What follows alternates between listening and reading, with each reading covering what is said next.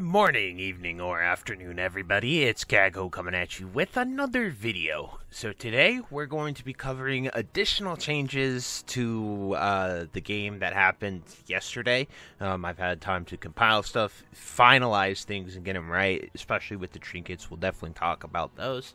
And sort of cover some very big surprises and just all the steps Blizzard is taking to make Phase 2 launch be as smooth and what seems as fair as possible, which is really, something we haven't seen them do. Usually they've just sort of let us do whatever min-max sweaty thing that we've wanted, but Blizzard's taking a ton of steps to make that different this time, so it's very interesting to see that. But before we get into the video, be sure to like, comment, and subscribe. Everything you guys do helps my channel grow, helps me get discovered, and helps me help as many people as possible, which is the entire point of my channel. So without further ado, let's get into the video.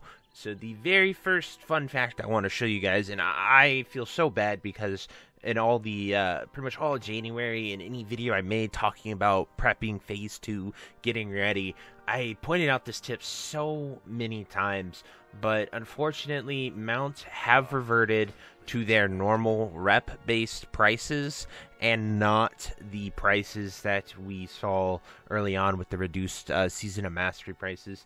Now, with gold being heavily inflated with being able to quest at max level, getting your mount should not be that difficult, but it is something to plan for. So instead of 45 gold, you're going to need the full 90 gold if you are honored with your home faction. So just something super important that I wanted to make sure you guys were aware of, because once again, I have just said that so many times, and it's just really weird to sort of see them change that. I'm never for changes to increase prices on things, because I just think it's bad, because a lot of people have prepped, 45 gold for their mount. You could have pre-bought your mount, which was something that I didn't really think to do, because my thought process is, I have to come back here for writing anyway, so might as well sit on the money now, and then I can buy my mount later. But if you pre-bought your mount at 45 gold, you will have it for that cheap price. So a Guildy Talk pointed that out to me, and I was like, that makes a lot of sense. So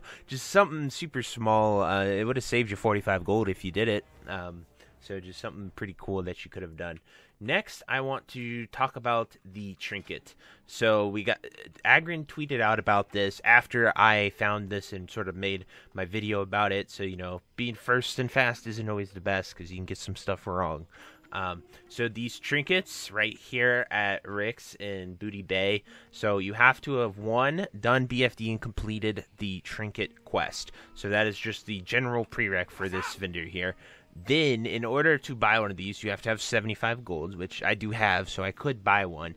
But in order to buy it, I would have to then delete my current pearl just to get another one. So it's a big commitment. You can't just have multiple, so you can do dual spec type stuff. It is locking in your spec, and it's because these trinkets are so powerful, and in case you wanted to play a different spec in Phase 2, you're not going to be permanently locked, but it is a significant thing to commit to if you are swapping specs. So I don't know. I don't see a problem with letting people have multiple, especially with the 75 gold price point. Like, that's not a low amount of gold by any means.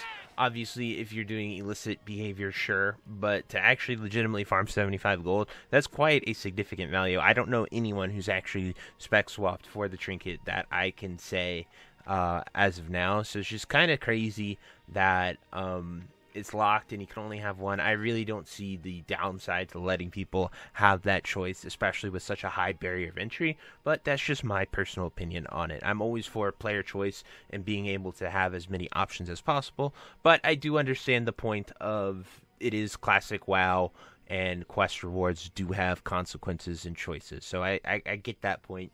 I just frankly disagree with it when we're playing a Season of Discovery and there's new stuff coming every phase, because that new stuff makes us want to try new things, and having such a powerful item locked to a high barrier of entry kind of gimps your ability to try new things. Like, I literally would level another druid to go boomkin and go get the trinket the normal way than I would to spend that 75 gold.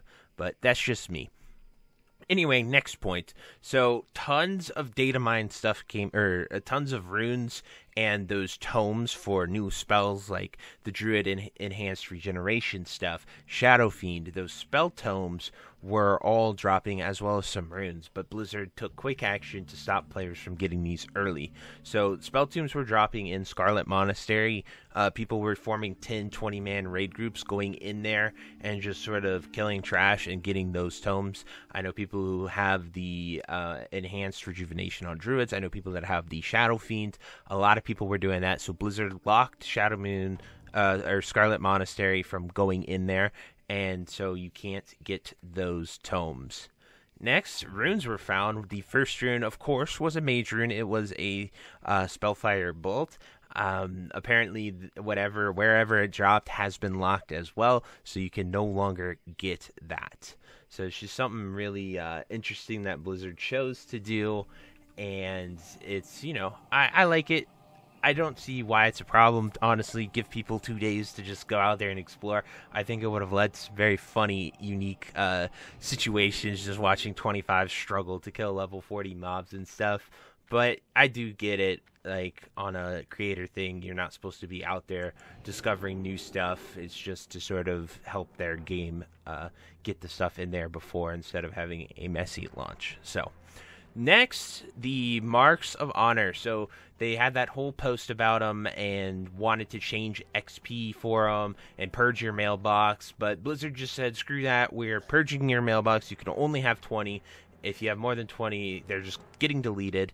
And that quest will give no XP from here on out. So they just kind of nuked it because people were trying to think of ways to exploit it or be clever and stuff like that. And then as well as that, they also made the current supply crates yield 0 XP. So the ones that you can get from level 1 to 25 will yield 0 XP 25 onward. So that is just a decent change, I think. My opinion on the changes is their exploitative behavior. Blizzard did not intend for you to farm thousands of marks and abuse a mail system that was legitimately taken out of the game. You were not supposed to be able to recover marks in Season of Discovery for that reason. However, players found a loophole for it, and then they tried to exploit it. Blizzard's going to crack down on that. Like, they don't like their systems being taken advantage of for a way that was not intended. That's the litmus test for this. You ask yourself, is this how Blizzard intended it to be? If the answer is no, then don't do it. It's probably exploitative. They will find out about it, and they will do it. I didn't make videos about the Mark of Honor or the stacking supply crates because I thought they would change them, and they did, because they're not how it's designed, right? That is nowhere near how it is designed. Like, you can't even make an argument that it's designed. So if you wasted your time, next phase, when you're thinking about doing something like this, learn from your mistakes, please, instead of just going on and flaming. Now, you guys might not agree with that opinion, but it's just how Blizzard has operated for over 20 years. They've done this in retail. They will continue to do it. It's just, if there's new content and you abuse it, they're going to take it out of the game so you can't benefit from it, because you're doing something that is not intended. It's not a hard concept to understand, and I always see people get so angry about it. It's like, just look at the data and be like, what was the purpose of this? That was clearly not the purpose in any way, and it's giving you such an unfair advantage compared to the normal player that they are going to change it. Anyway, finally, the final point that I want to talk about is, I saw this funny. A lot of people saw these pictures right here, and they wanted to say, oh, these are going to be new rune pictures. They're going to be something crazy like that. And it just turns out that these are the Lunar Festival pictures. A great way that you can test all of this stuff is you can go and log into a different version of the game and see. So I'm going to go log over to the Wrath version, where my mage is going to be standing right here, and you guys are going to see this exact picture hanging up right here, because it is the same in Wrath. You could also do Classic Era. I just don't have any Horde on Classic Era. They all moved up with it. I didn't duplicate any of my characters back in the day. But anyway, guys, I will see you then. Voop. Alrighty, guys, so as you can see, we are here on the Wrath Classic server, and I just wanted to show you that these pictures are here as well. You have the two right in front of the inn, You have the one over by the auction house. I know a lot of you guys speculated that these were something to do with new runes, stuff like that, but it's literally just for the Lunar Festival. And this is sort of the litmus test I use for these things, you know. I just literally log on to the other versions of the game that we have, whether it's Classic Era or the Wrath server, and you compare. It's just the easiest way to see if there's a difference or not, if you're ever wondering that. And then if there is a difference, it's new. Obviously, Wowhead does a phenomenal job of highlighting a lot of differences, new vendors, new things added as well, but this is ultimately what I like to do. But anyway, guys, I truly hope you enjoyed this video. If you think I missed anything else, definitely drop it down below in the comments. I wanted to do this touch-up video just to make sure I got everything right, because sometimes when you're going fast to be first at it, you know, right as server launched, you notice new things, but you don't always nail them, because Wowhead and Agrin both provided more info with those Void Pearls, so that's why I let off with that, to sort of clear up everything. But anyway, guys, that's it for this video. I truly hope you enjoyed it, and until next time, I'll see you later. Have a great day. Bye-bye. If you made it to the end of this video, thank you so much for watching. It truly means a lot to me. If you happen to find anyone that you know would also benefit from watching this video, please share it with them. It helps me out a ton and allows me to keep doing what I love every single day, and that is gaming and sort of helping people any way that I can. So finally, thank you so much, and I hope you have a fantastic day. Goodbye.